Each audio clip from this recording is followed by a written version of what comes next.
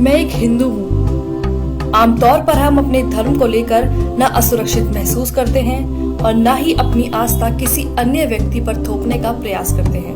हम सभी को उनके कर्म के नजरिए से देखते हैं, न कि धर्म से। लेकिन आजकल मेरे समाज और मेरी धार्मिक भावनाओं को ठेस पहुंचाना कुछ लोगों की आदत बन गई है। इंडिया की पहली प्लास्टिक सर्जरी इंडिया में हुई है, पता है किसकी? गणेश की। मैं मान गया कि पहली प्लास्टिक सर्जरी आपने करी है, इंडिया में हुई है, तो ठीक से तो कर लेते।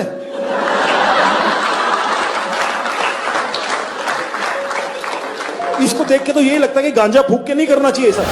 क्या ये इन्हें किसी तरह से ज्यादा बुद्धिजीवी बनाता है? आपको ऐसे बहुत से वीडियो मिल जाएंगे जिसमें कॉमेडी के नाम पर लगातार हिंदू धर्म और हिंदू देवी देवताओं का मजाक उड़ाया जाता है। Indian women just celebrated Karwa Chauth, or as I like to call it, Karwa. और सबसे ज्यादा अचरज की बात तो ये है कि इनकी कॉमेडी में जो आम बात है वह हिंदू है। like इसमें हिंदुओं को जिंदा जला दिया। It's like, fuck, that's bad. मरने के बाद जलाते ना। ये लोग मेरी धार्मिक भावनाओं को ठेस पहुंचाते हैं और लोगों को मेरे ही धर्म के बारे में झूठी बातें बताकर मेरे ही भगवान को नीचा दिखाते हैं और उम्मीद करते हैं कि मैं इनकी घटियापन पर हंसूं। गणपति बाप्पा मोरिया, शीला की जवानी, गणपति बाप्पा मोरिया, मुंडी है हरामी, check. At one point we just start banging our nipples for some reason.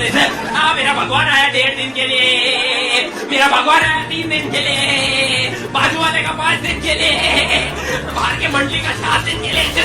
दुखता नहीं है क्या यार इन लोगों को? पहले मुझे लगता था कि ये लोग मोदी सरकार के खिलाफ हैं और उनका विरोध कर रहे हैं, लेकिन अब मेरे साथ साथ बहुत से लोगों को ये पता चल चुका है कि ये लोग सरकार के साथ साथ मेरे धर्म को भी नीचा दिखाने की मंशा रखते हैं। एक पवित्र विश्वास को खत्म करना चाहते हैं। मेरे विश्वास और गर्व को नीचा दिखाकर खुद की मान्यताओं को ऊंचा करना चाहते हैं। कॉमेडियन सुरलीन कौर इस्कॉन को मानने वालों की तुलना पॉर्न से कर रही है। आप सबको मैं बता दूं, बेशक हम सब इस्कॉन वाले हैं, पर अंदर से सब हरामी पॉर्न वाले हैं।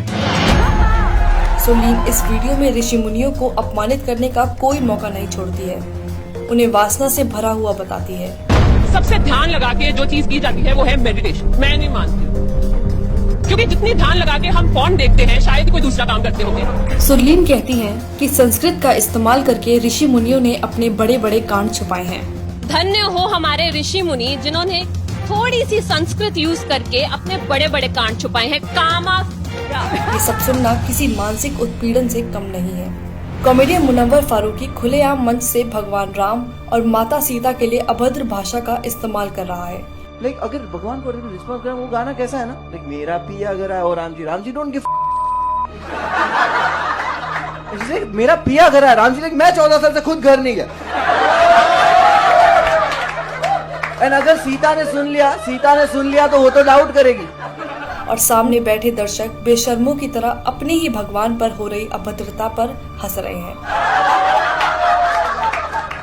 इनके लिए कितना आसान है हिंदू देवी देवताओं का मजाक उड़ाना, लेकिन जब बात किसी और धर्म की आती है तो इनकी जुबान पर ताला लग जाता है। मुझे समझ नहीं आता कि इन लोगों को हिंदुत्व और मोदी सरकार एक दूसरे के पर्याय क्यों लगते हैं और राजनीतिक पार्टी का मजाक उड़ाने की आड़ में मेरे धर्म का मजाक क्यों बनाते हैं।